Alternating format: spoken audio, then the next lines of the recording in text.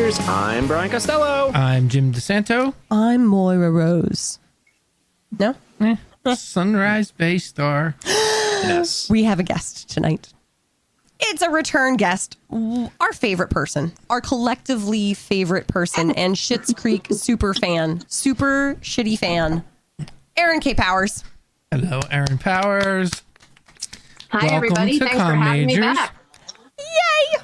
Thanks. For the first time in show history, we can also announce we have literally tens of people. Tens of people are Watching listening us. and watching. We already Watching have 15 and comments listening. on Aw. this shit show. Shit. I Literally can use tens. visual gags, Brian. There are No, you 13 can't. people. Yeah, 12. if you're It's out not there, 10. please, let us know what your favorite episode of Schitt's Creek is in the comments so that we can chat about it.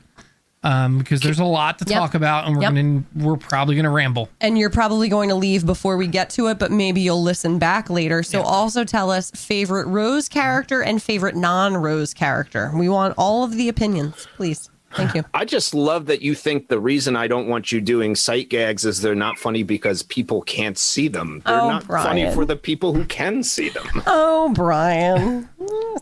So we are funny. discussing Schitt's Creek, but before that, we asked the most pressing question of every episode and why a lot of people listen each week.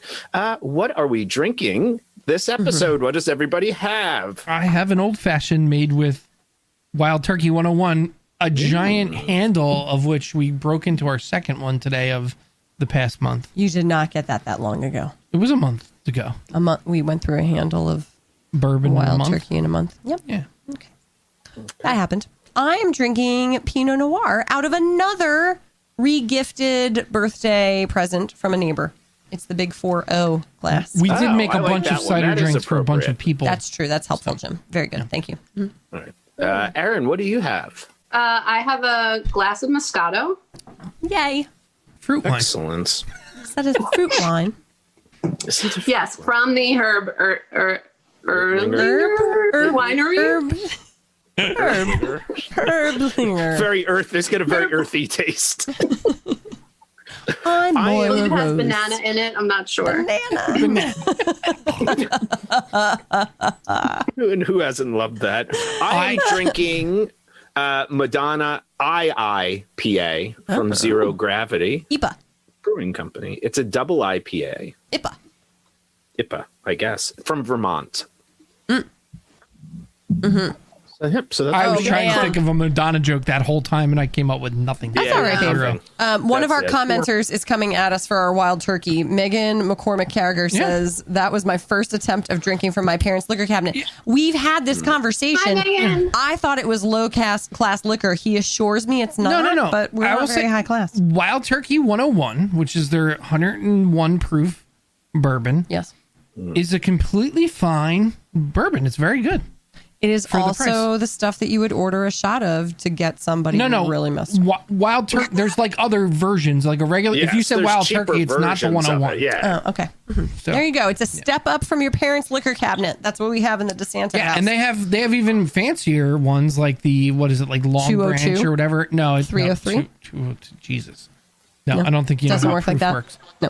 Okay. Matthew McConaughey is a spokesperson. He is? Yeah, Is it just like the car commercials? I want to believe that it's like him. it's similar, but in he's the a front of, little like- more grizzled. like a tractor. Then the like link- a is it Lincoln? tractor? Is he like Lincoln, pulling yeah. the It's tractor Lincoln. on No, it's the Lincoln, on yeah. the wheat? He no, does make it from wheat. fishing too, right? Like at one point.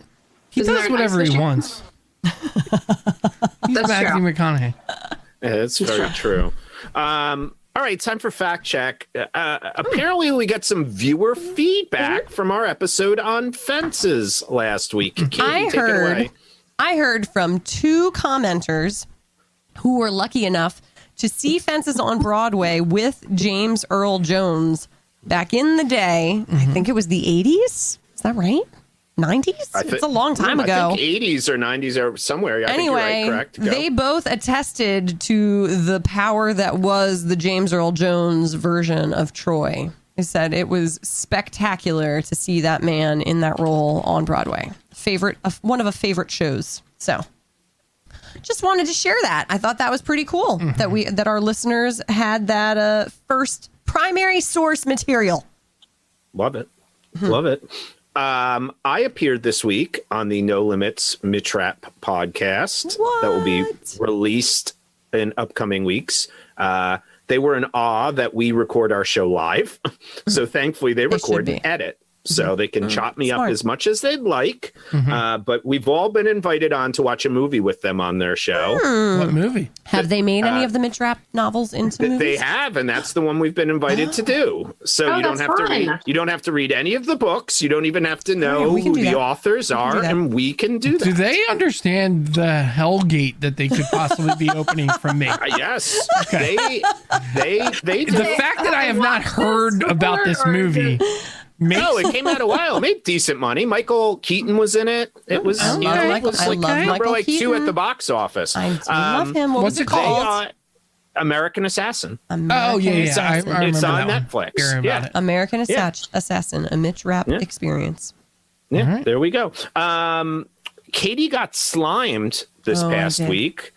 I shared the video to Comm Major's social media. Thank you for that. And it looked interesting. Why don't you share why that happened? Yeah, this is why I'm still wearing a hat today. So my school had a fundraiser. You know, normally there would be a gathering of people. We don't do the like make the kids sell stuff thing. We just have like one big shebang. And it's, you know, sell raffle tickets and do all the stuff.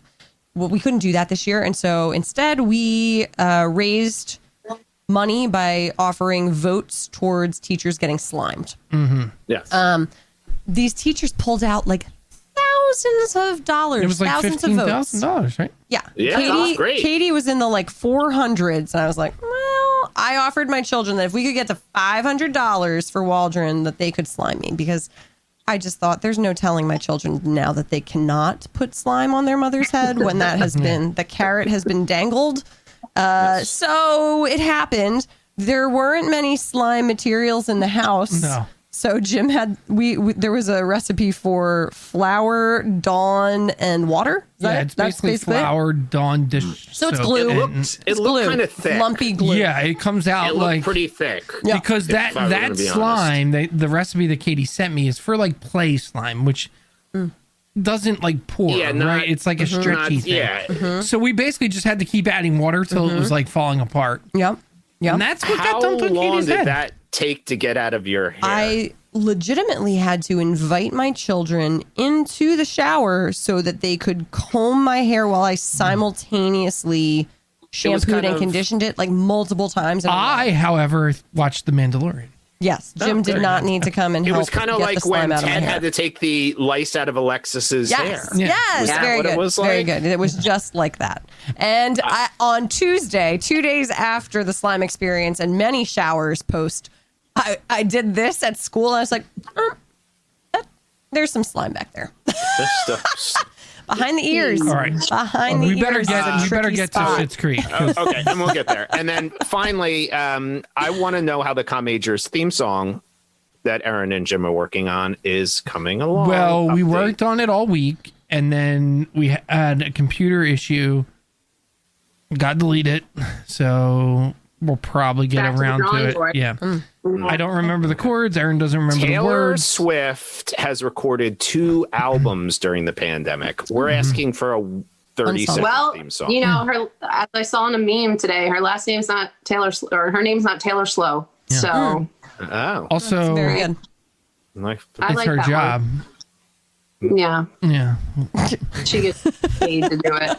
Is it? I didn't know. Is it? Are we getting compensated? For Yeah, it? I mean, Pick up the- motivations Are we change, getting- Brian, as soon as you open Are your we getting wallet. ones of dollars? Because we'll certainly Well, pick up the pace. if I there's would be compensation. willing to give you half Ones. of the money we made from our advertising We have campaign. been earning that money for months. You will not give it away for a song. Well, it's stalled because we have no more sponsors. Our only sponsor was the platform that hosts the podcast, and they do that for everybody. I had so many And hopes. it's run its course. I had so many hopes of this couldn't being even the crack- vehicle out of this Yeah. life. So don't worry about it. This was our chance. This was my one Never ticket out. chance. This is it. This is my our one This is our chance. ticket. Sorry. You think it feels good to know I've been standing in the same place for 18 years?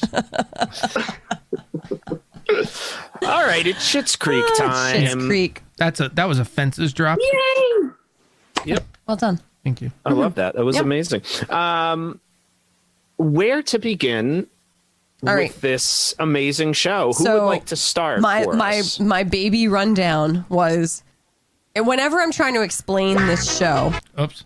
to people that don't know what it is, I'm like, so it's like the Kardashians. It's a reverse Beverly Hills hillbilly, right? Yeah. Is that what it's called? Yep. Right? It's like the Kardashians lost all of their money and ended up in the town where I grew up. You know what's funny though? Because Pinecrest, Pennsylvania. And there's the show. they don't really talk about geography very much in Yeah. this, but for me, they are such a specific New York kids. Like I don't know why they don't. Are they LA or? It's No, interesting. I think I assumed No, I that they think were they're Los LA. Angeles. Yeah. Yeah. I thought they were like Beverly Hills. Yeah, I don't think they're New. I don't think they're New Interesting. York. No, Okay. that's different. Well, that is different. Wasn't David's gallery in New York? Yeah, Yes. but I had the feeling like he moved. I thought. Yeah, I there thought so back. too. You thought he was. I thought Moira was a not. California actress. She is not a New York actress. I don't think so. I don't know. Anyway, so. But Well, no. yeah. But yeah, that. She's soap operas. Right. Soap operas are California. Not all. Yeah, but they're not. not all of them. No, A lot of them were. it doesn't. All right. But what I'm mainly Listeners, speaking about New York or California. David and Alexis to me are like New York vibes. socialites. Like that's the vibe I get from them. Interesting. All right. Anyway. Agree to disagree, James. You don't- Agree to yeah. disagree.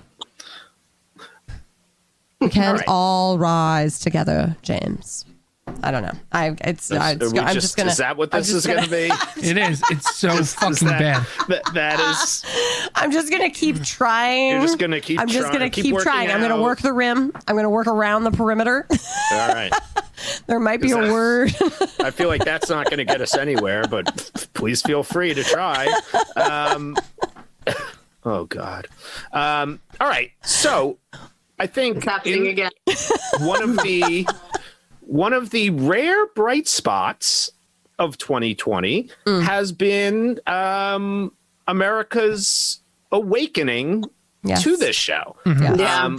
Which I think is interesting because it gave the show, I think, a life that it might not have had otherwise. It's a show that by the time they started filming the last season, which is brilliant, most people weren't catching on to it. That's kind of when it became big.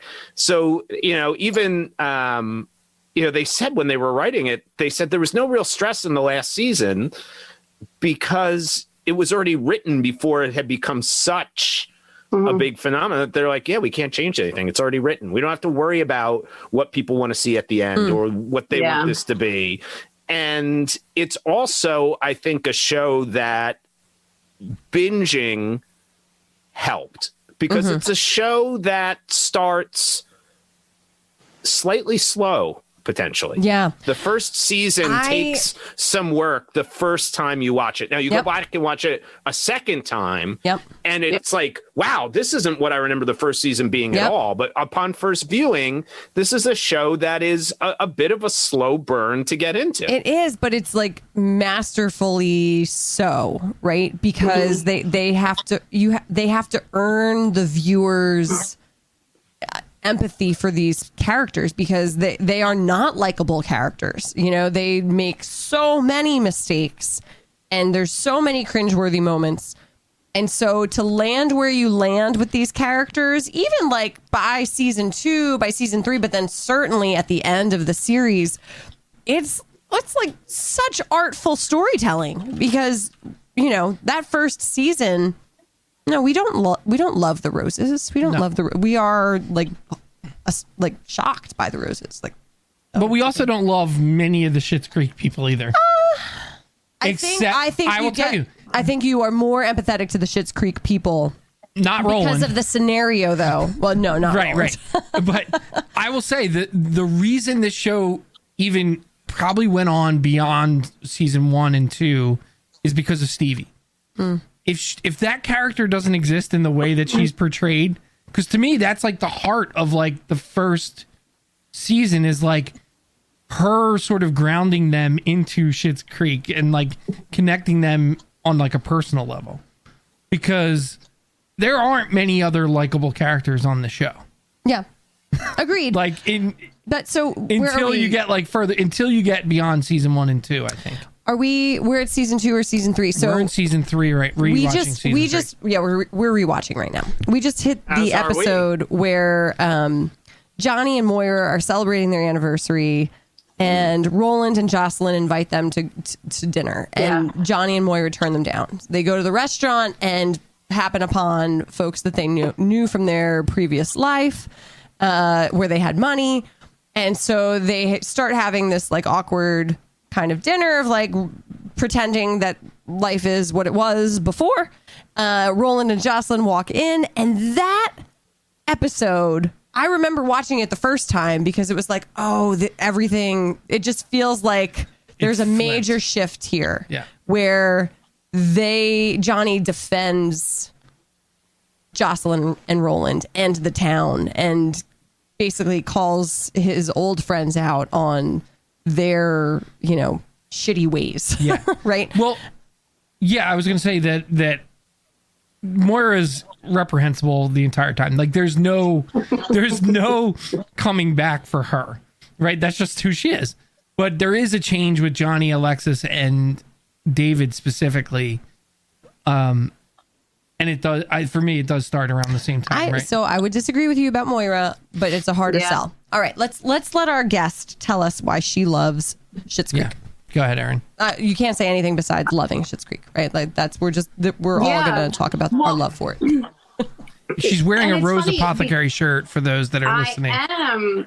Well, and I do kind of like pride myself on being one of the earlier fans, because I remember flipping through the channels and seeing it on Pop like the year after it had first premiered. I guess that's the where it started, from the CBC once they bought it. And I remember like watching it and thinking it was funny, but I think I was really invested in it because of being a fan of Catherine O'Hara and Eugene Levy. And like, but I just remember thinking David's character was so funny. Alexis's character was like, such a well done portrayal of that sort of stereotype.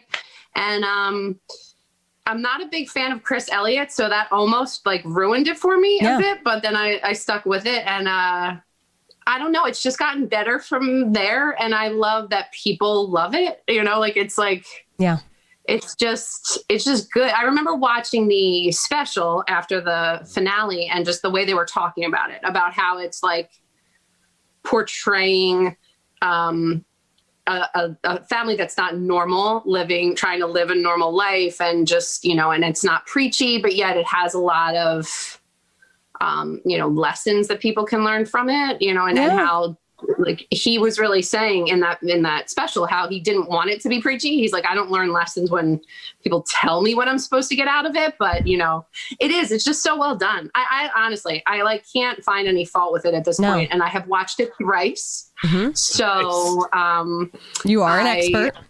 Yes, I feel like it just gets better. Every time I watch it, I feel like I appreciate something else. So we haven't, I feel like we should at least give a little bit of like the creation story of the show, which is, we all have loved Eugene Levy and Catherine O'Hara for decades now.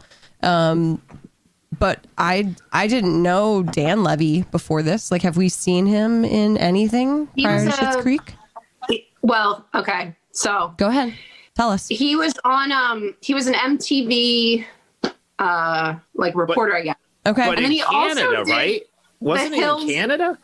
Yeah, but he did the Hills after show, which was the oh my God. You're like Talking Dead. I may or may not have recognized him. Okay, yeah, so that's fair. Okay, as we know, but he was not like a household name. Not a household name. No. And he wasn't an actor. Like when I rewatched the special today, and he was talking about that, like his dad was even talking about, like, can he act? Like, I don't know if he can carry, if he can do this. He's like, I know he was good on these shows, but but he just, I don't know. David Rose's character, I think, is just it's hard not to love him, even when he's being ridiculous. Yeah. So, You know? so Dan You're rooting Levy, for him. Dan Levy writes this show and asks his dad to kind of like join in with him and they are co-writers of it, right? But it was like Dan's brainchild. Well, Am I right about that? Yeah, and I don't think Eugene wrote many episodes. He helped produce it. But Producer. Okay. Yes. And then I just love the story of like Catherine O'Hara being invited to read the role of Moira, not even really thinking that she would carry on the role of just like, and then her bringing her entire idea to, who this character was going to be and sort of changing who Moira was. And I just think I think there's such a cool backstory to the show that and we didn't learn that until the end of the show. So I just think like on our rewatch, like round 2, everything just feels more meaningful, and we loved it the first time around. Where the characters end up and their motivations and things like that. So I'm finding I notice the subtle changes more on the second watch. When Alexis talks about like breaking up with Stravos. No, her man, the vet. What's his name? Oh, Ted. Thank you. And like how she's never felt like that, like she's never felt bad about a breakup before, and then asking her brother for a hug. She's like, David, I think I need a hug. And he's like, ew. But so there's like these just little moments that I think that it's only on the second watch that you see like, oh, here's where the character starts to like change, right? Starts to grow. And it's just so cool to see that development because when you're in it the first time around, I think it's so subtle that it's not noticeable. Until all of a sudden you're like, oh, suddenly I'm rooting for this character. Like what? Like how did this happen? Like suddenly I'm in. Well, I think it's a difficult show at first, in particular in the first season, because it defies what a show like what your expectation of a show like this should be, which is usually what like really great art can be if you give it enough time to get there. But But all the beats that you would expect, like a 25-minute multi-camera sitcom, it doesn't do that. And I think at first it's kind of like if you ever read a novel that's written in like a different style, like they change like the tense and the construction or it's we're so used to watching a sitcom and you see Chris Elliott and you have an expectation, okay, here's going to be the zany guy and this is what it's going to all be about and this is where the jokes are going to be, and there's a rhythm to those types of shows. And then that doesn't do this. And I think the first season is a course correct. You're not used to a sitcom playing a long game of we're going to build these characters up in a certain way. I mean, most sitcom pilots are just supposed to be funny from the beginning. And if you look at your generic sitcom, by and large, there's never growth of characters. Right. Seinfeld, was there ever really growth? Right, because as soon as you grow, the funny goes away. The thing that was funny about them is done, right? Right, like, so that's the whole point. It's Always Sunny, right? They've been on for how many seasons now? And just re-up for another Those characters rarely grow. Don't. No, they don't grow at all. No, they're static. And they're the opposite. They like go in. I feel like they're the opposite. So, they like feed into the fact that this is what I was going to say is that the thing that I noticed while rewatching is that with a show like It's Always Sunny, they like to create an uncomfortable situation and let you live in it for 25 minutes, right? Like you are in every uncomfortable response, every uncomfortable scenario between these people. And with Schitt's Creek, it's like you see the uncomfortable moment coming like 25 feet away, right? Like 20 moves away. And then right when it gets there, David goes, and then it cuts to the next scene. You don't live in the uncomfortable moment. You get all the laughs of knowing that it's coming, and then like right as it's about to happen, like it's like, okay, like David is like leaving and his dad says something and he's like, it's going to be uncomfortable. He turns around and he goes, and then it cuts to black and goes to the next scene. And it leaves you with a lightness to this. So I was going to give to you the suggestion of David's first encounter with the man. I don't even remember his name. The gorgeous shirtless man. Jake? Yes, Jake. Who I love. So the pivot, wine. Yes, the pivot like every 30 seconds in that scene is genius, and I think it speaks exactly to what you're talking about. Yeah, they don't let the characters become so annoying and so reprehensible by letting us. They don't show the audience the characters putting each other through hell, and that's what It's Always Sunny is about.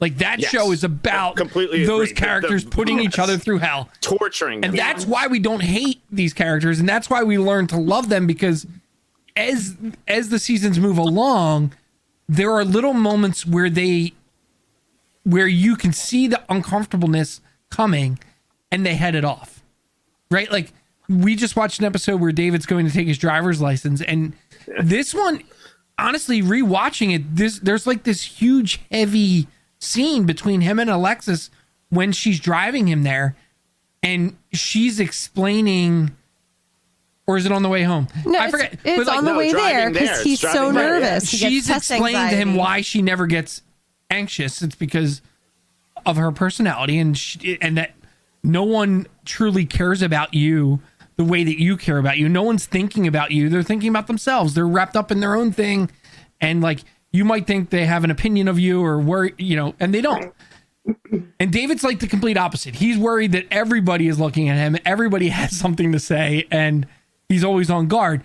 And the reality is it's probably somewhere in the middle, right? And when the other shoe finally drops, like you're immediately like, oh, Alexis is making some really good points here. And David passes the driving test because the guy doesn't give a shit. But you see him realize that. He realizes and he smiles. That, like, yes. That but his you sister also was giving him good advice. You also get the other piece of the puzzle, which is that he's been worried about Alexis her entire life because of her attitude and because of the way that she goes about the way that she lives. And then there's sort of like a mutual respect from those two characters on how they approach the world going forward, I think, from that moment. Yeah. And they make jokes about it, but they have an understanding, I think, from that point on about like, okay, David is this person and this is what's going to make him happy and not happy. And Alexis is, yeah. Well, and I think you see that grow between them too. I don't know. Sorry. I could talk obsessively about this show. We could do a whole Schitts Creek podcast. Whole thing. We could do it. I want to dive into every episode. We could do an episode per. I want to talk about Alexis cleaning up her shit underneath David's bed. I want to talk about that one where she doesn't show up at the bar. I want to talk about that. Aaron, are you free an additional 80 evenings? I can make that. Well, seriously, there's so much for the next 3 years. So much for the next 3 years. We might need to generate a little bit more revenue one from our episode first a week podcast before we go into a second. We do a Schitts Creek podcast. This whole thing turns around. We put Comm majors on hold. Boom. I am all in. No. I will expand my wig collection. Oh, please do, because I can't imagine. I was kind of hoping you were going to find that coat that made Jim sick. No, I had to get rid of that. I had to wear the Donald Trump wig. That got seized in the tax fraud case. Yeah. What one of the things that amazes me too about this show, besides just the cutting off of things that would be uncomfortable, is I love all the things that you think are going to be uncomfortable or like the obvious episode. Like the one that always comes to mind to me is when Patrick, all right, so for people who haven't watched the show, I can't imagine you haven't watched it and are listening to this because we're just going to spoil everything. But when Patrick's parents arrive and they don't know that, but that this is like I feel like so many U.S. major network shows would turn this into a thing where they would reject him or because they could play that up, right? Like, oh, we're going to preach to you. We're going to let you see.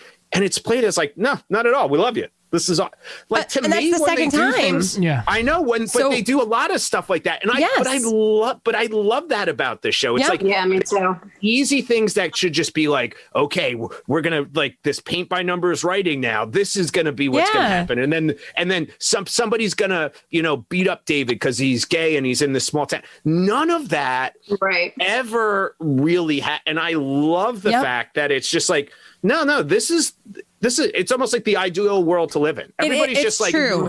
You're absolutely right. It's like a bucolic picture of like, what if small town America was like this, and like everybody could just be exactly who they are, and we could all get along with each other. Like what a dream. But what you're talking about, Bri, I totally agree, and I think that scene that Jim's talking about, it's the same thing because Johnny Rose is standing in David's room, and Jake walks out from the shower, and our understanding as audience is like David has hooked up with men in the past, but his parents certainly Let me don't. ask you a question. Is the wine conversation after that or before that? I'm the confused. wine conversation's before that. Okay. So David hooks up with Stevie, and they have a conversation where Stevie's like, I thought you were gay, but they use the wine as the metaphor, thought you liked right? I thought wine. you were, I thought you only drank white wine. I drink white wine, like, and David's like, well, I drink white wine and red wine, and sometimes I like a rosé, and once I hooked up with a Chardonnay, who actually turned out to be a Merlot. A Merlot who wants a Chardonnay. That was a genius conversation. It's a beautiful conversation. So we get David's whole picture, but you also get that like his parents don't necessarily know all of that information, right? So Jake walks out of the shower, and you see all of the thoughts on Johnny's face. And watching him stumble through that, it's all in the eyebrows. Watching him stumble through it, and then Moira comes in. And then Alexis comes in, but it's never a moment of judgment. It's just like, oh, okay. He's very attractive. Yeah. That's where they get stuck. Yeah. Do you know what else it is though? Like in rewatching it, I rewatched the finale again and the lead up to it. And what almost clicked to me, the brilliance of this show is that like David and Patrick's relationship turned into like the great kind of like sitcom husband-wife type relationship. Yeah. But it's never a big deal that it's two men. I feel like you don't even think about that. And that's like, to me, so even 10 to 15 to 20 years ago would have been so foreign. And I just think it's so interesting, like of shows we talk about, like something like Will and Grace or Ellen or something like that. They always leaned into this idea of like, oh, we're going to be a little bit, we're going to make you understand why you should be supporting these types of issues. Whereas this, it's just people. And I feel like by not making it an issue, it probably opens a lot of people who maybe are even challenged to this idea that you're just watching these as characters. They get to be and that's what maybe I appreciate the most. These people get to be people.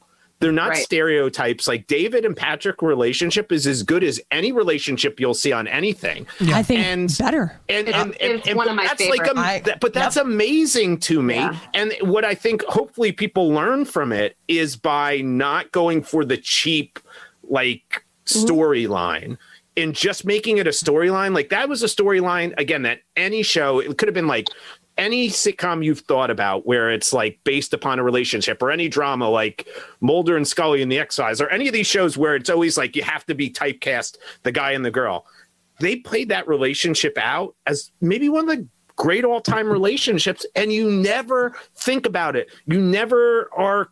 I don't know. It's just so interesting to me that they were able to write something in that way. They didn't do the thing where like the one character, usually the male, has to like grow up and change the way that they interact in the relationship in order to make it work in a way that is unnatural to the character, right? Like they just let them have moments where they were childish and normal relationship moments where they're like real relationship, where they're like they are immature and being stubborn, and then They work through it. Right. Countering that with like, yeah, I understand I did that, and let's move on. But you know what it is? It's an organic relationship too. Like if you look back at like sitcoms, and it's they usually want it to be so forced, right? Think of even The Office, Jim and Pam. How long can we stretch this out? And then even when they got together, the last few seasons of The Office, they tried to bring in a character that would break them up, and like it's just such bullshit. It's not real. And this was just like, no, we're not going for any of that cheap stuff. Yeah, we're just gonna. There's this great relationship, and we're just going to let that play out. And that allows those characters to become not only so beloved, but so funny and everything, because you don't have to worry about all these manufactured ideas. It's just, this is what they are. And I felt it was so refreshing. Like, oh man, as soon as Patrick's parents were like, no, we love it, I was like, I feel like I'm going to be able to watch the rest of the show, and I'm not going to have to worry about these cheap, like, storylines. I'm just going to be able to like buy into this relationship, and it's going to be amazing. Right. It also frees them up to do other stupid things, like make David play baseball. Yeah. Right. Like, which is amazing. Because that's amazing, real. Though. Like he's going to stand out there for him. Yes. Not, it's not going to be a deal breaker in their relationship, but it's going to be in a really uncomfortable situation for him. Yep. Right? So, I think that the couples in this show are amazing. I love Moira and Johnny. Like their relationship is intriguing. Can I? Yeah. I love I love Ted and Alexis, and watching their like ups and downs. Again, rewatching is so interesting, kind of like knowing where they end up and then seeing how they play out their storyline. But I think David and Patrick, it absolutely one of the best TV couples it also, of all I feel time. like changes, hopefully. Like people talk about like, oh, when Ellen came out on that show, like that was such a PR thing. Like when they did it on that sitcom, not in her real life, but on that sitcom. Even Will and Grace, I feel like that was part of how they were going to market this show. I felt like this is one of the first times I've ever seen a two men in a relationship on a TV show where that's not what the show had to be about. That was not like, that was just a part of the show. Yep. It wasn't how they had to sell the show. It was as normal or as interesting as any of the other relationships. I don't feel like it was focused in, like it was focused in on because David was a major character. It wasn't going to be focused in on because we're now going to have a gay relationship on a show. Yeah. So this is going to be the focus of this season so that we can pat our... No, it was like you're saying, it was the same as like Moira and John, all these Roland and Jocelyn, all these interesting relationships, and they played with them all the same way. They were just about the relationship. It wasn't about the people who were involved in the relationship. So I think the coffee house episode is like, I don't know, top 3 TV episodes. It's the next episode. I don't think I have rewatched an episode of a TV show that many times ever. Like I would just like rewind and like hit play again. Like there's just something magical about the musical performance. Like Noah Reid is amazing. Just amazing. The way that they prepare the audience for, so that you're like expecting this to be humiliating and that he's going to, right? Like who would think this guy can sing, right? Like you're expecting this to be a flop.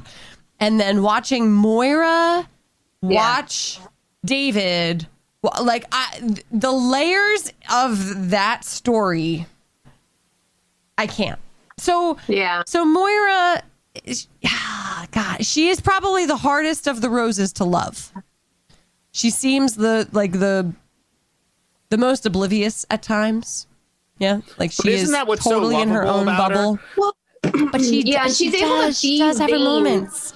But I do like she's able to be vain, but also like, I don't know, like she cares about her kids, though they play didn't you pick up the wrong kid at daycare? Like those sorts of things. You don't know her middle name. You don't know my middle name? But to me, the really interesting thing after the first watch, when you revisit and you really like sit on that character and think about it, is I think that the level of insecurity with her, having grown up in a town like that, and she makes that point, and being poor and then going to that, and you see that in people. like the people who have risen to the top, like from nothing, the idea of going back, like the terror of going back to that. So I thought that was interesting how she played it. And I also do think that she was someone, and it's a tough role. I do feel like she's the one that they could constantly go to for a laugh. Like there's other, like there's other storylines in some respect, and it's a much more nuanced performance, but it was almost like the Kramer and Seinfeld thing. You could have all the other people doing stuff, but you always knew you could get a laugh out of Kramer or a laugh out of Dwight in the, and that's a really tough role to play because you're going to have this show that has these amazing character arcs, in particular for David and Alexa.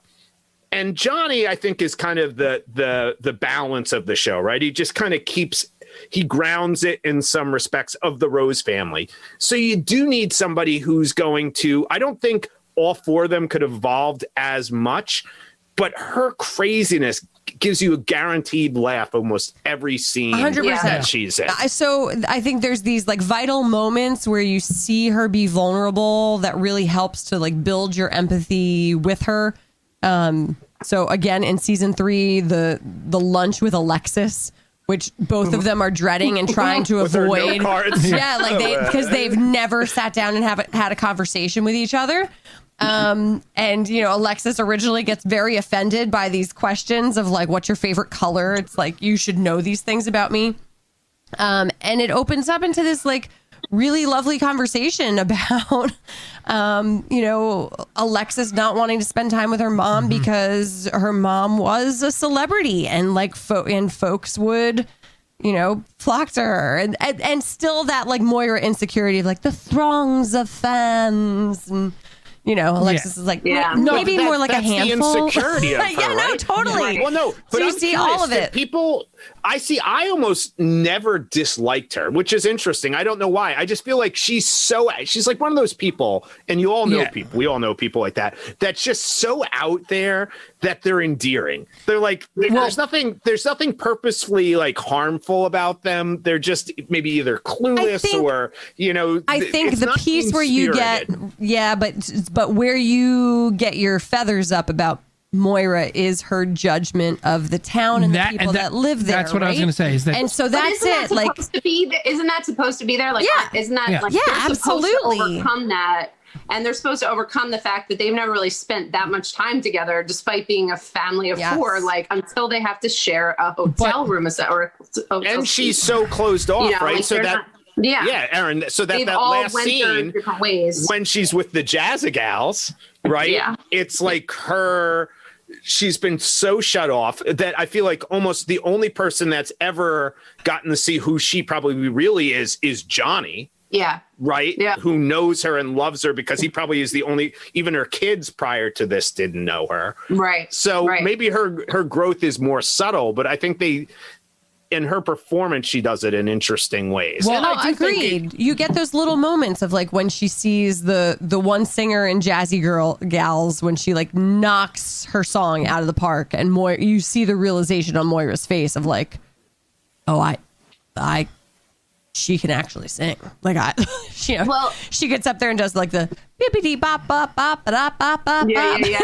Her scat performance. Yeah. And then her moments with Jocelyn and Roland, like you can see her insecurity about her own relationship, when she talks to them. Yeah. I like when she directs Cabaret because I feel like her interactions with Stevie are some of the more redeeming moments for me because she'll go from like trying to like teach her everything she knows to just like being there for Stevie in the way Stevie needs her to be. And like, that's, I think, a cool like Moira growth moment, but without it seeming like forced. It's just kind of like she realizes that this is a person that she, and Alexis helps her get there. But I think it's my turn. Yeah, it is. It is. Yeah.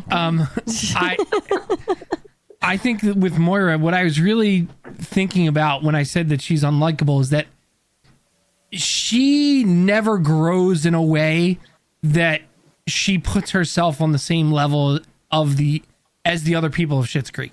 That never happens. That is true. And I think that's because they need that level of like unknowing contempt so that she can be funny. right? Because if she has to be funny, right? Like, that's... but to Erin's point, like, I think she's basically telling Stevie, like, you can do the same thing I did and be better than all of these other people that you're with. That's my favorite episode, I think, by far, because we'll get there, but Stevie's my favorite. It's not even close, because I think her sense of humor is basically my sense of humor. Well, one of the things Katie thinks she dressed like Moira, but she actually dressed like David. So she did dress like that. Is true. You do kind of look like David. Stevie's or actually, you also look like the rug from Twin Peaks. Yeah, your glasses. It's very lodge. Beetlejuice, which is her one of her other kind of moments. The cabaret episode, yeah. Like when she's, I'm like crying because I just you see her grow and I kept thinking, like, as the more I got into this show, thinking about a discussion we had ages ago on this show about something about Mary, and Chris Elliott's in it. But the thing about this show is there really aren't any cheap laughs. No. Which is why I think you can right now. Aileen and I finished the show probably less than a month ago and are already rewatching it. Yep. And it's even more rewarding.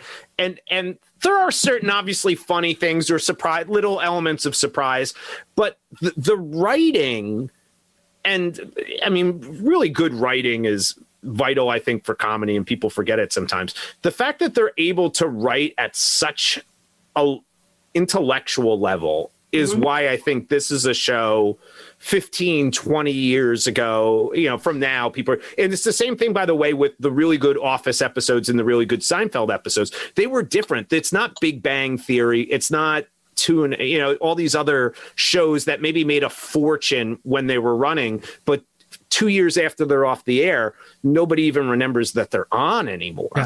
Whereas this is one that is amazing. This is like, I think there this are is so many layers. Scrubs, no, but like Scrubs stood out to me because you could tell that everything was a decision, right? Like everything was thought through.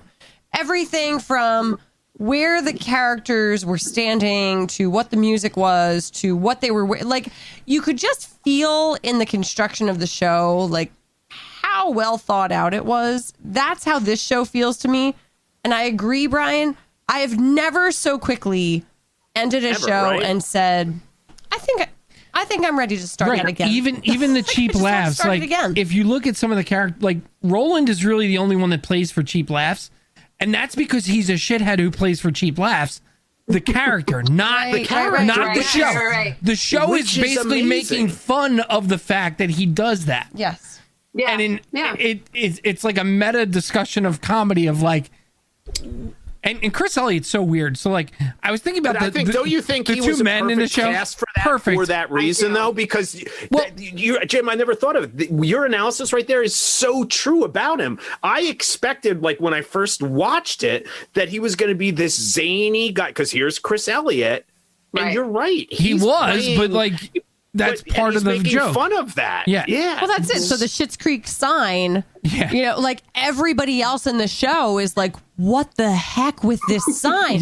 Roland's the only person. Well, and who's the like realtor slash Bob. Yeah, he does all of no, not Bob. Ray. I was thinking last night when they went to the funeral home, I was like, they should have had him run the funeral home too. Like it would have just kept the shtick going. Could I just add, by the way, when you go back, he's like one of those characters you miss the first. When you go back, he turns into a photographer. He's and he has fantastic. The people. When the first meeting between Patrick and David is this couple taking like engagement pictures with like a green screen behind it. Wait. Hold on. It's like unbelievable. Before we get too far away, I want to talk about Chris Elliott because I have this thing and the two main like men characters in this show, Chris Elliott and what's his name? Johnny. Yeah. Chris Elliott has basically looked the same forever. And he's like the reverse. He is like the reverse of Paul Rudd. Mm-hmm. Paul Rudd has looked forever 24. He's looked for over 80. He's He's like 55. 52. Yeah. Like, Strong 52. Yeah. he looks the same as he did in Something About Mary, maybe a little smaller because he was bigger back then, but like it's funny. And then Johnny Eugene Levy more attractive. Looks amazing. Yeah, he's like sexy in this show. He can pull off a suit, for Right. sure. He said, I forget what I was just reading, where he was like, "This is the straightest role I've ever played," or like this is like the closest to just him being him. I feel like he's always been. I love his character, specifically in the shows that we just watched, and I remember it from the first time around when he starts the 2 episodes where he starts helping Twy at the diner and just Love that diving episode. in because Great episode. because Yeah, he it finds is. purpose and like he knows that he can help. And then when Stevie inherits the motel and he decides that he's going to get involved with that, like and those are the moments for him that connect him to Schitt's Creek, right? Like to the town and the people. But also the insecurity that he has, where he says, like, my kids are out there, like they have jobs. Like Right. I've always supported this family, Right. and like now I've got nothing, and like they're carrying us. And so, like, I think that's a very real. Well, that's the other side. Is like you relate to him having that moment. him, David, and Alexis all show vulnerability, real vulnerability throughout the series, and that's how they grow. Moira is showing vulnerability all the time, but none of it's real. It's all like, isn't it amazing? like I need But to you go know live in the closet. Like it's Yeah, but I never will say real. that Well, you eventually get there, but it takes her the longest. right. It takes her the You longest. do.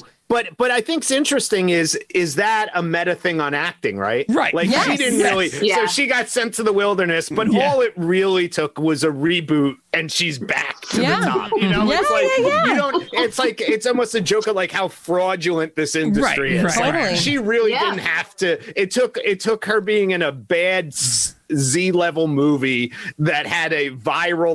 Like the way they make fun of The Croning. Hollywood Oh my and God. like that industry, Yep. like the tongue-in-cheek element of that, I think is brilliant. Yeah. Like, oh yeah, everybody's gonna, because you're right. You always think of like actors and all these people. Oh, we're so enlightened, we're so whatever. The shallowest people. Oh, yeah. in this entire Wait, is it- series Is are it the always final actors season or with like artists. the diamond tennis bracelet and the Yes, that's the second to asked last for episode.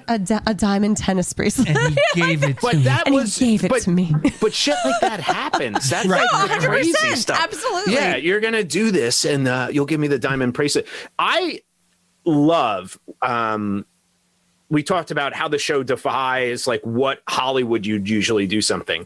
The Ted and Alexis relationship, Yeah. and how I kept waiting the first time I watched it. Ted's gonna. I kept saying to myself, Ted's gonna show up.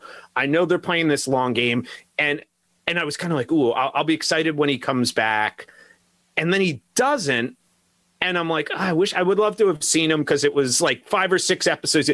But the more you sit with it, and the more you go back and watch it now, I'm like, that was a brave choice. Yeah. Because you think of all these series, right? Like when somebody like all these great shows, when they come to an end, they're like, we're just going to bring everybody back and we're going to almost reverse all those interesting choices we might have made throughout an entire series.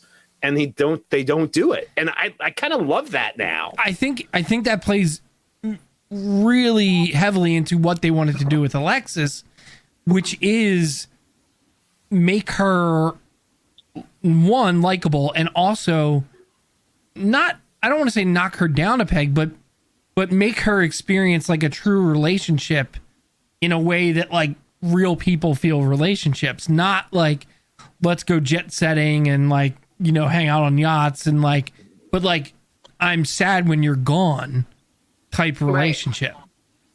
And so like not bringing him back, I think was really important for her character. Yeah. Well, and also she is one of the stereotype of her is the codependent. I'm always with someone. Yeah. I'm always looking for the next person. And so to have her have a very mature conversation where they evaluate like, what does this look like and what do we want it to be? And, you know, like, where's it going from here? Like, that's the moment where you see how she has grown you know, that she's confident in herself. Yeah. That she can evaluate independently, you know, like, where am I? You know, where am I with this? I can still love you, but know that what's best for me is for us to not be together. Like, that's huge. Yeah. Huge Well, for and her. it's huge. It's huge in the comedy that they felt, I feel like, consistently confident that not every scene had to have an out loud laugh. Yeah. Oh my God. Which is interesting too. Like, but that's, I think, one of the reasons this show will continue to age as well, because we've talked about this before. Like, comedy tends to be so driven by a time period in films, right? Like, that's why, like, you get this run where, all right, all the comedies are Will Ferrell's the lead or Adam Sandler's the lead. Then it's Kevin Hart because that's what's funny now.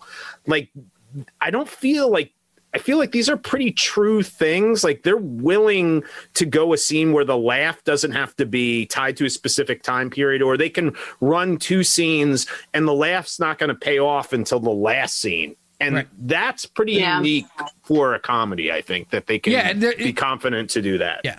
I think Arrested Development had a little bit of that, like that kind of idea too, where it's like, there are going to be some scenes that are just kind of like, this is kind of weird. If you're expecting just like out loud laughs. But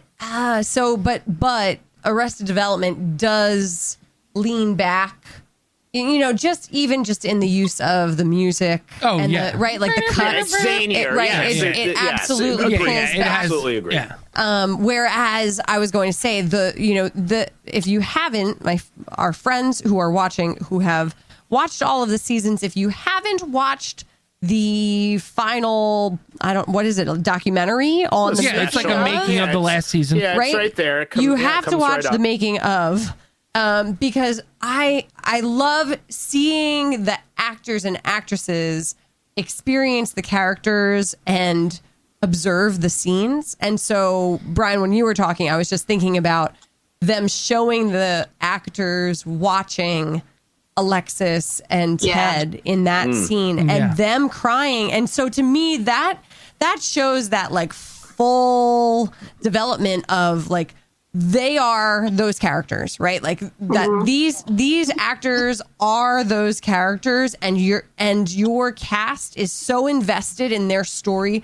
that they're having an emotional reaction to watching it play out. Like, that's pretty magical stuff. Well, think about this. Think about the fact that you have Eugene Levy and Catherine O'Hara, who have been in a ton of things.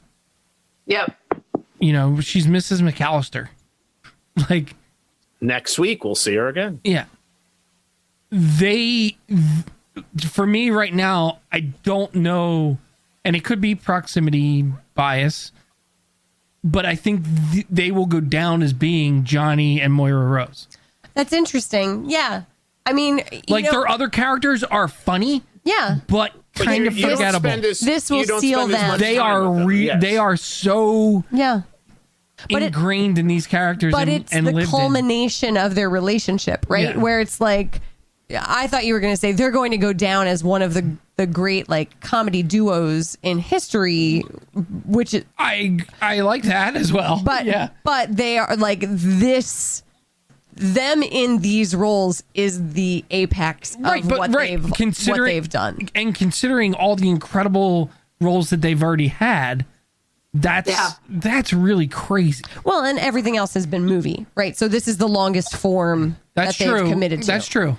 We do get to know them more than any of their other characters. Yeah. Well, it's also impressive that they're, and maybe this is because the boom, though it started to get a lot more attention, but the fact that they were willing to leave it when they did, like almost every show stays around too long. Like, there's nothing else that you can get out of these storylines. We've done every ridiculous trope. This show, I feel like there's so many more things they could have done if they wanted to do. But they're also smart enough to like say, we're not going to go down that avenue. Like when Patrick gets his wisdom teeth out, I want a baby. Like, they didn't go down that route of he wants a baby and David doesn't. Like, that was like funny as a bit, but then it's like, no, we're done with it. And they're just like, this is it. We don't need to be in the motel for 10 years. We don't need to have one of them decide they want to leave and go have a movie career. And then we're trying to figure something out. I think they might have maybe one of the best finales, if not the best finale of a sitcom ever. Yeah. Hands down. I was trying to rack. I don't think I've ever felt that satisfied by an end of a show. Or ever thinking of something. And that's a testament to what they're able to do. Like, rarely can you give, I usually feel like a finale of a show is like, we have to give each character a scene, but it's like their last scene. Yeah. So it's not as so it's like, okay, well, now this person's been on a show for 10 years. So we need to give them their moment. And like, everybody gets their moments in it, but it's written so well that it doesn't feel like that's what I'm looking at. I think from the outset, they basically set the tone that no one on this show is bigger than the show, and the show is going to dictate what is important story to tell in the end.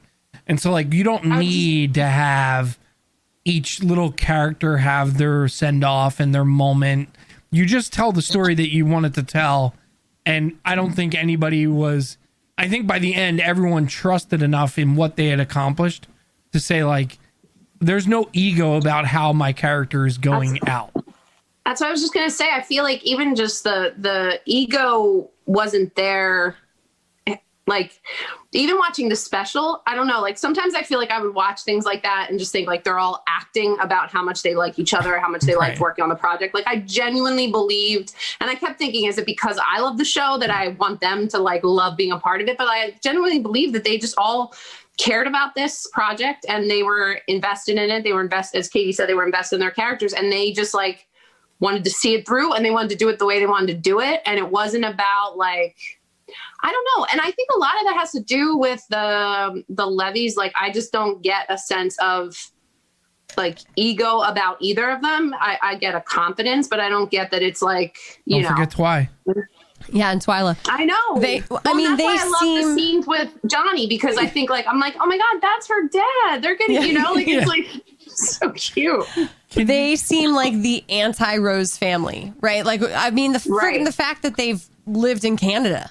Right? Like, they live in Canada. Well, and I was going to say, I don't know if that's part of it too. Like, it started as a Canadian show. Like, it was on CBC first. And so that's like, maybe that's part of it as well. Like, it wasn't marketed until the third or fourth season the way that a show would normally be. Aaron, have you watched comedians in cars getting coffee at all? No. Actually, I started one episode, but I don't think I've watched it. You would like it, especially with, like, if it's like someone that you actually like. The Seth Rogen one I thought was super interesting because he talks about how Canadians are uniquely positioned to do comedy in the US because they are close enough to, like, look and feel like us, but they are outside enough to make really astute observations. Yeah. And I mean, we're surrounded by a ton of Canadians who are absolutely hilarious. Like, I think a lot of people don't realize how many funny comics and comedic actors are Canadian. And I just thought that was interesting. I'm sure that does play a part in this to some extent. I do think we give a lot of credit to, like, British humor in the US over the years, but I think in the end, like, Canadian humor will be, like, special to us in a certain way. I don't know. Yeah.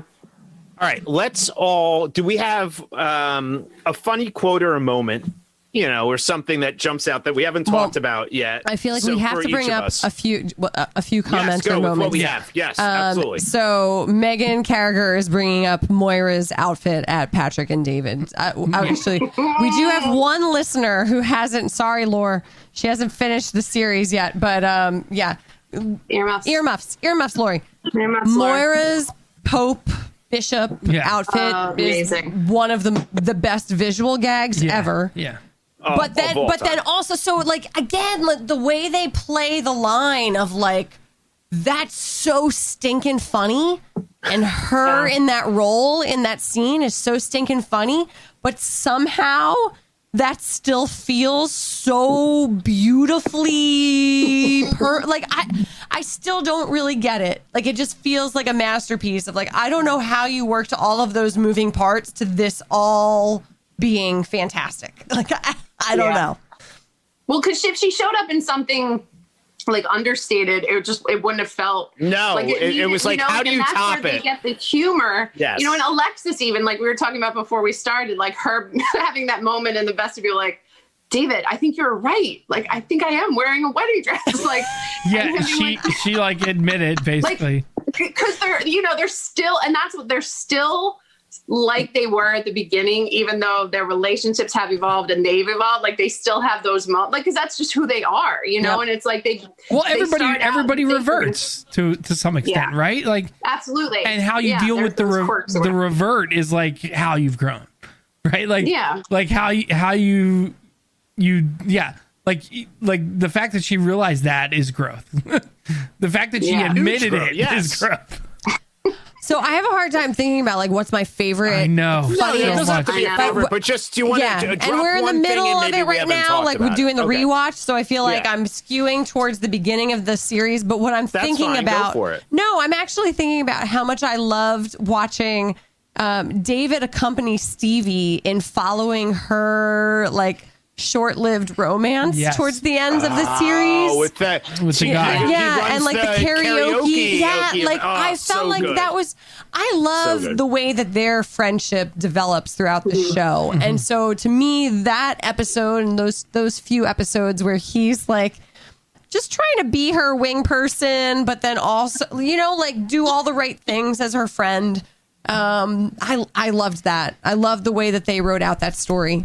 It's a great friendship, by the way. It's a real, like, really interesting portrayal of what an actual friendship is like, which I enjoy as well.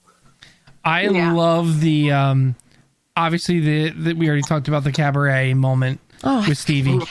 But the episode we just watched where Stevie learns that she's inheriting the motel. It really is a good one. And they open her aunt's effects, that the lawyer is dropping off. Yes. And David goes, "When did you take this picture?" And she's like, "That's my aunt." And he's like, does that at the end, right? Just because when they're dumping her ashes. Yes. Just because you bear a striking resemblance to her does not mean that this is going to be you. And then he looks at the lawyer and he says something like, "We're going to pack this up."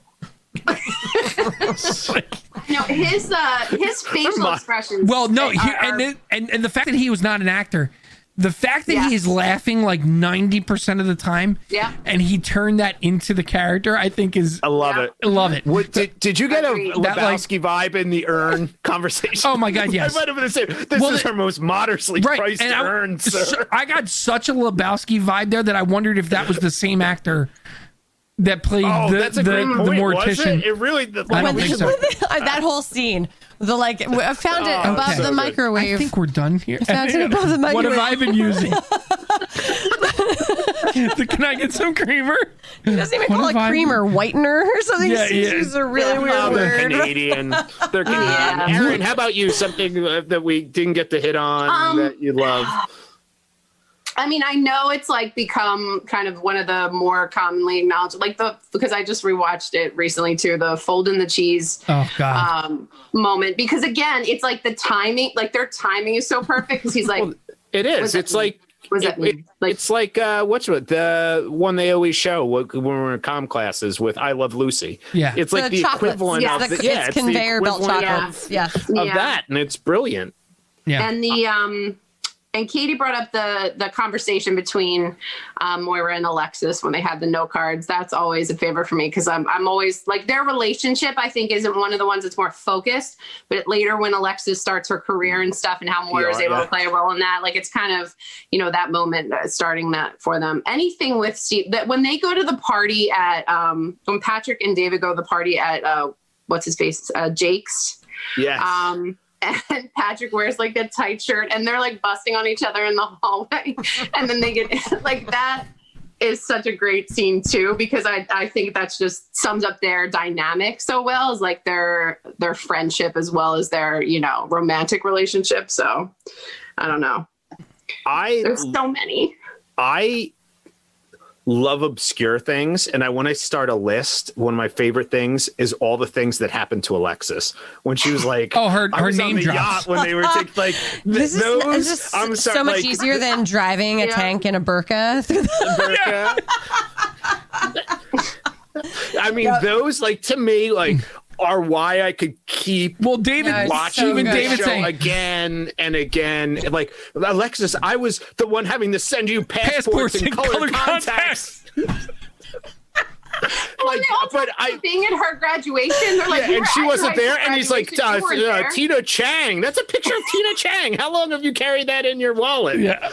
But like those things, and I'm sorry, like there's not a lot of gag like laughs in this show, but when she does a little bit Alexis as the tryout, that is all time. That is like when that is all time for us. Like, God bless her. She wrote that with her friends. Like Anna Murphy wrote that with her. Like, they went for that scene. And that is just like, no matter how many times you hear it or see it, it is like, no, and the thing I love most about it is nothing gives more insight into who these people would have been before we met them on this show than that song. And David and the running gag. Yeah, the running gag that she had like the sitcom, and that was like the reality that not only gives great insight to each of the characters that, you know, her parents were fronting the money to produce it and all that stuff, but it's just so damn funny. Yeah. Mm-hmm. I forgot about the milk. The milk is so good. Yeah. The milk is great. But I was just thinking about the end of season 2, though. So the end of season 2 is after the restaurant, right? So they find out that that they're both seeing Jake. No, it's the barn dance party. Yes, so, right, but that's the same. Yes. Oh, yes. I'm sorry. They both kiss Jake. But to me, that moment where Moira celebrates Johnny. So again, when we're thinking about like Moira's development as a character, the look on her face when Johnny stands up to their friends in the restaurant and says like, "You're acting small. Like all you've done since you entered in here was like make fun of this town and these people who have done nothing but embrace us, give us a place to live, taking care of us." Right? She looks at him with such pride, and then they come to that party and, you know, there's just this like amazing moment with their family where it's like, the kids are surprised to see them. Never been like this before, right? Where it feels like she's taken down her mask and taken off her wig, and it's like, I really love us, right? Like, and there is the one to end on this. There is genuinely, and I looked for it. There is genuinely not a bad episode of this show. No, I don't think. Nope. And I like the other day, I was like, oh, we were starting to watch one. I was like, I remember not liking this one as much. It was the one where they're gambling at Bob's house. Yep. By the end, I'm like, no, that was a really good episode. It was a great episode. That was like, once you know the long story, I was like, I don't know if everything I like else this. changes. I'm like, no, that was actually a really good episode. Right. But the funny thing is, like, it's not really written in episodes; it's written in scenes. Exactly. That, like, if you didn't know if you don't know the episode ends, it doesn't matter. Yeah, it just kind of flows. It's really great. And that now, now one of the brilliant things about this series, right, is now it never does have to end. You don't have to have those like layoffs. It's like secular. Yeah, you just can watch it through, and then you can literally go right back into it. And you can go right back into it and then listen to our new podcast in 2021, Comm Majors Presents Schitts Week with Aaron Powers. I think we got to do it. Game of the week. I don't know if I've ever been so excited about something in my life. Episode a week. We'll talk about this. Let's do it. Maybe 2 episodes a week. Okay, here we go. Game of the week. we're ranking them. All right. So I this was great. I thank Katie for this because I had different ideas, but I kind of realized this is one of those things we love. And when we do these movies or things we love, I always at the end of it, like the next few days after, we love this stuff so much. And there's all these people or things we didn't get to talk about enough because it's a short window. So we're going to rank non-Rose family members that we love. All right. And we've picked 4, and these are Katie's 4, which I agreed with, and I thought we could all go with.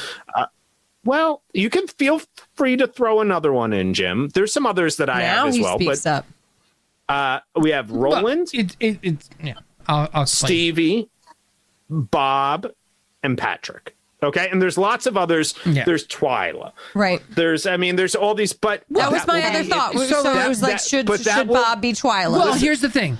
Bob, I don't know why Bob is any more important than Twyla, but like... No, he's not.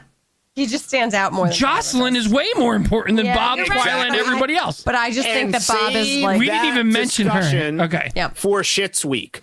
Okay. Because she's...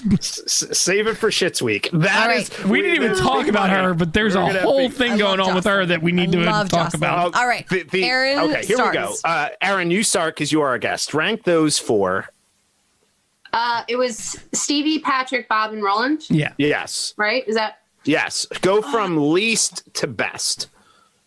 least to best? Least to best.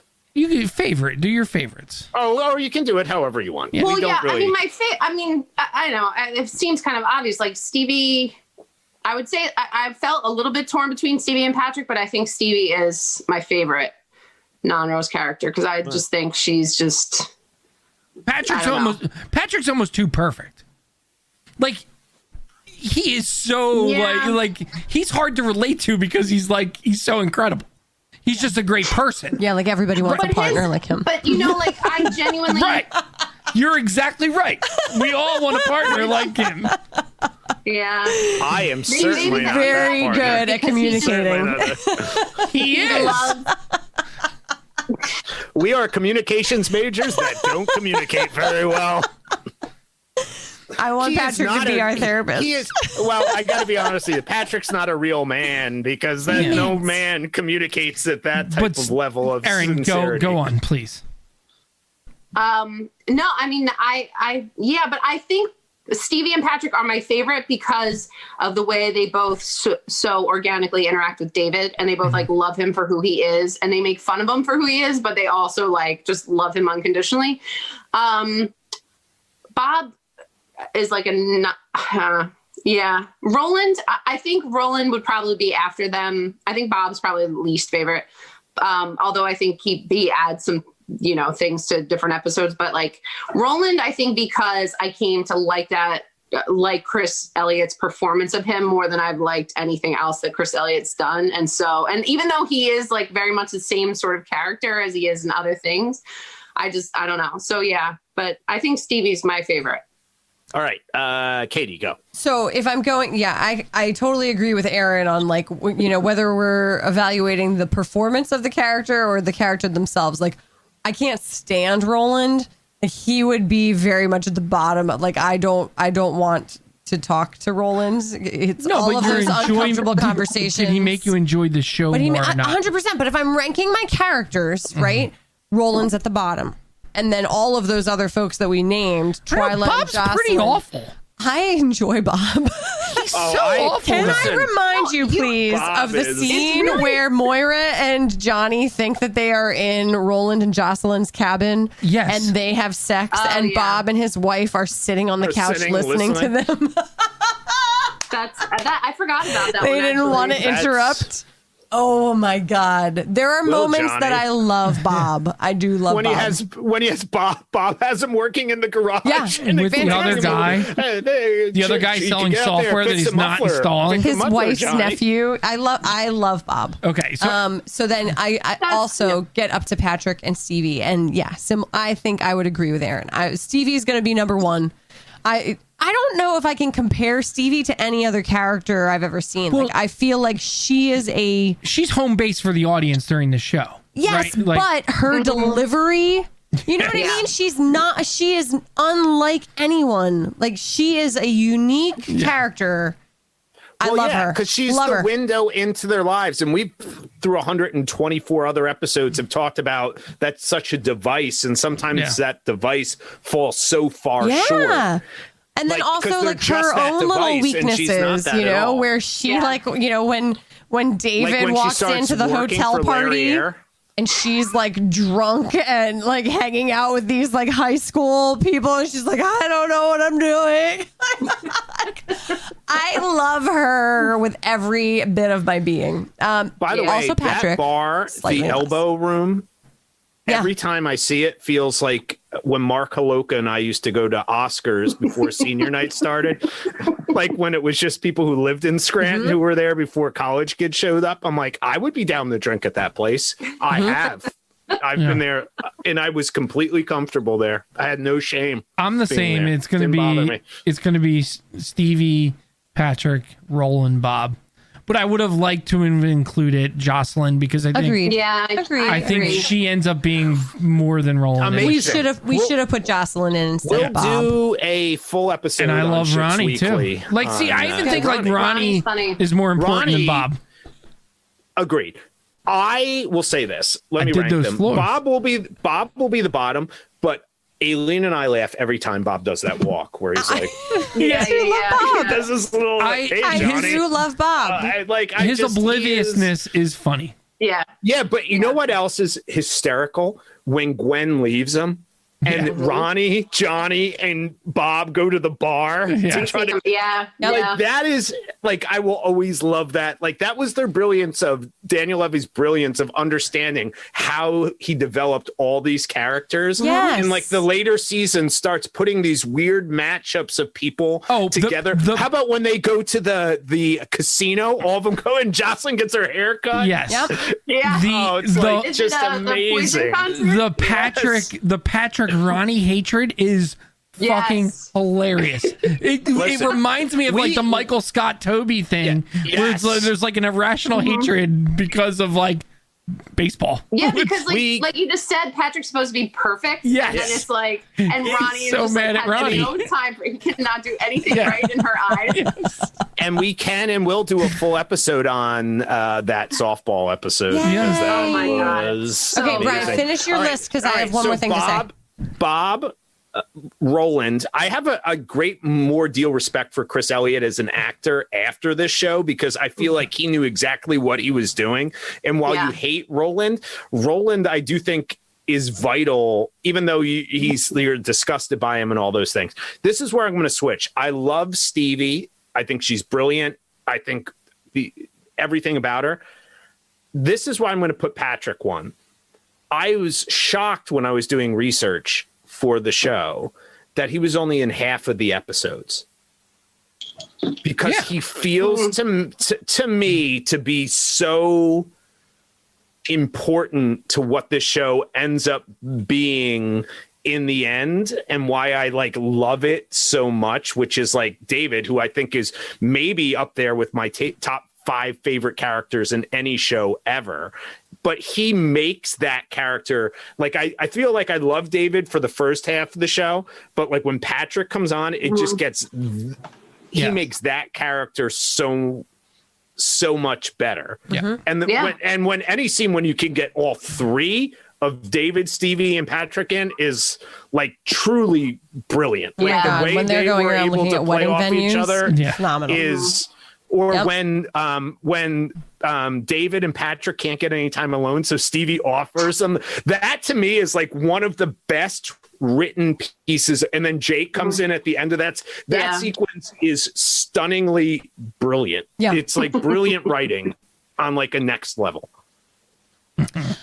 So you mentioned this, and I just wanted to dial back around to it. That the way that Dan Levy crafted really this like town full of people, and that they stay consistent over 7 seasons.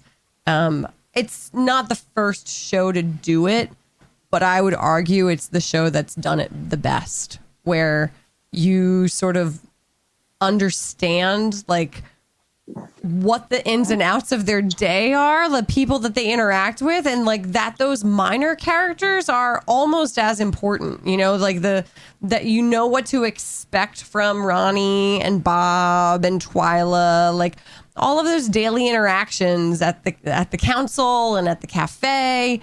I don't know, it just feels it expands their universe, and you don't have that Seinfeld notion of like you would have certain folks that were always the same, but most episodes it was like always Newman, new really. people, There was right? more it was yes, it right? was, Like it was you like never the felt four like of somebody them, was a guest star. right? Exactly. Yeah. Whereas this feels like you're in a town and you follow the Roses through their interactions with the town people, and even the jazzy gals, like it's the same folks, Yeah. So you just feel like you're like living life with them for 7 seasons. I love that. Yeah. Brilliant. All right. Time for 5 questions. Here we go. You want answers? You want answers? I want the truth! What makes a man, Mr. Lebowski? What the fuck is the internet? Why'd you? Why? Oh, you got the beep in. Yeah, those are 5 questions. All right, there we go. I didn't get the beep in over that. So. No, it was close. Nah, whatever. I want to say our profanity has been a lot like Schitts better. Creek. We've gotten 1 F-bomb in a week. It's been better. Tastefully placed, appropriately placed, and I think we've been brilliant with that, I was actually. telling Katie that, like, or maybe it was in the group text we had, like, that when I first watched it on Pop, they didn't have a lot of the, like, they didn't say the F word. Oh, a they lot. didn't let And it. so, Oh, they might not have allowed it. Okay. and then it started to come. Then, like, more as it went on. It may have gone to a later time slot, but then when I was watching it on Netflix, I'm like, oh, all right, like it fits. I did not like, even it felt like it notice that always they should have say been the F there, word. and now it's there. It If was you like, asked me right now if they cursed in this show, I would have said no. Well, that's because you curse all the time when you're around me. That's like Late Night with Brian Costello. We used a curse word once, and then I just stopped caring, and I didn't beep it out because it took too long to edit. So they just went with it. All right, here we go. 5 questions, Aaron. Thumbs up or thumbs down? Would you drink raw milk? A big part of an episode where Johnny was going to corner the market of raw milk. Would you drink unpasteurized milk? Are you thumbs up or thumbs down on that? Big black market for it. Down. Why does it feel like raw milk is closer to just drinking breast milk, and like somehow when you pasteurize it, then it's like all okay? Because you're pasteurizing it It's to make breast sure milk from a cow. you're pasteurizing it to make sure it doesn't grow anything. No, I know. I'm just saying there's something about the like raw milk. But who that's the like, fuck drinks milk? what do you mean? Well, that was what I was going to I say. do. Like, Brian did I at used to dinner drink- all the I time used to in drink college. it out of the Fucking milk sucks. did Yeah, have the you milk did. Milk sack. sack. Oh, yeah, I'm not a bit like milk is not like I drink almond milk now anyway, so I'm like, Like, nah. You know I love my putting cereal it in the morning. in your coffee or cereal makes sense, but having a glass of fucking milk Oh. makes me Tuna want to with a vomit. tuna You used to sandwich? get myself Oh my a God, big you plate too. of mom's meatloaf and You get guys some of are that sack. fucking sack disgusting. and a glass That of milk. was delicious. And a Nice pickle. cold glass of Oh, milk. God. Oh, loved You every are second not of it. allowed to talk about come out with your hands up. That might be my like last meal. Tuna sandwich on toast with cheese and a pickle and a glass of milk. I literally am going to throw up all over the place. Oh, just a big glass of milk. It's like 4 Christmases over here. Love it. It's lovely. All right, here we go. Question 2. Aaron, would you rather work at the Blouse Barn or Larry Air? You would do so well at the blouse. I had, barn. by the way, I just want to add, I have don't work never for had Larry more Air. fun. I have never had more fun than writing 5 questions than I did These for are this great week. questions. And Aileen, for the first time ever, helped me write 5 questions because she Nice. actually had some interest in what the episode was about. For first time ever. Wish she would have made a guest appearance. Yeah, Blouse Barn for sure. Blouse Barn. You want to work at Larry Air? It'd be really good. Can't imagine why. You would have gotten All right, here we Jocelyn go. into that smart this, suit. This is a really vitally important question. Aaron, fill in the blank question. If you had to go on a blind date with Roland or Bob, I don't you think would you pick- understand what a blind date is, Brian. Well, I know, but for the purposes of this. A date. All right. Oh man. why couldn't it have been like It's Mutt Bob. and, It's clearly Bob, Ted? Aaron. Mutt It's and Ted. Bob every Yeah, time. because that wouldn't be funny. Yeah, right. No, but it would have been More easier normal. choice. Add what's it, Ray into it. Would you go Ray, to a because you have so pine many cone jobs, festival you would have so with much to Mutt? talk about. Pine Cone Mutt. Festival. Mutt is a handsome man. I'm actually Katie. I have to say, I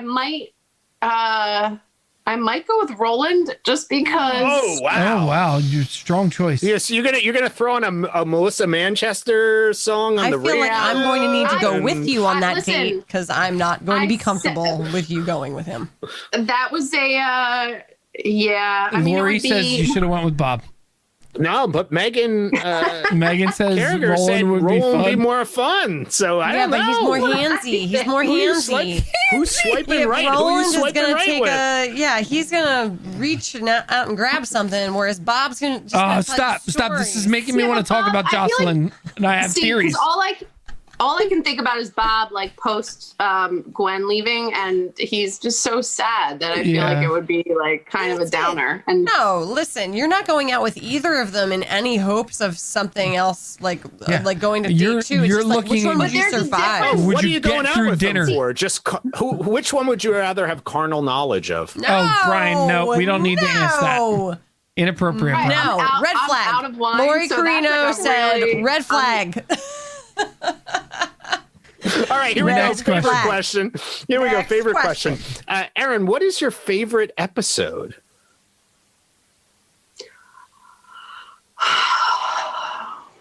If I have to deep pick sigh. one, Deep I know because I can't. I mean, I love them all equally, but I think probably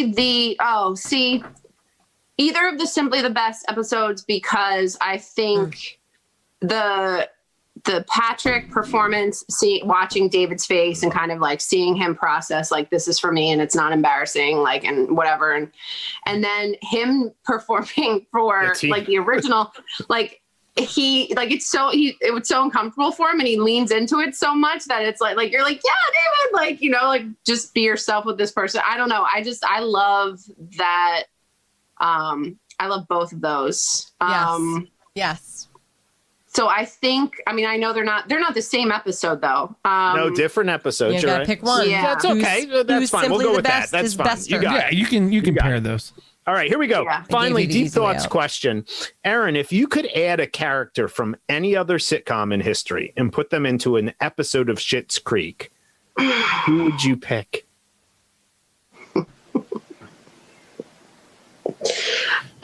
So I don't know why this came to mind. It's not from a sitcom though, so maybe I have to. Well, that's okay. Just go with who you have then. Go No, with because it. I was on for Best in Show before, and so I don't know why I thought of Christopher Guest character. Oh, with he would fit right in Bloodhound. there. That would be Just like being in Sure. the background at the, you know, and just talking. The diner. Like, always talking to people, and no one's ever really like listening. Macadamia nut.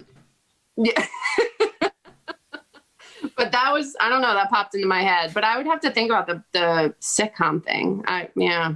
You could have my what's her name from Will and Grace come as like one of Moira's old friends. Oh my God. Friend. Megan. That would be that's a amazing. good one. Malawi. Well, I would take Karen Toby Walker. from The Office and have him come in as like the accountant for the hotel. good one. that'd Yeah. be I funny. wanted Bryan Cranston from Malcolm in the Mill. Oh yeah. All right. Remember him? Oh, wow. There were, I was thinking of so many characters I loved who I felt like, they'd be just like a little too much for that, like Yeah. bringing in like That's the, why you the have to be scrubs.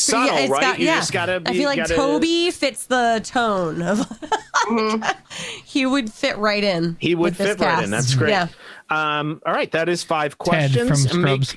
I was thinking about that would be a Scrubs. good one Ted too. the lawyer.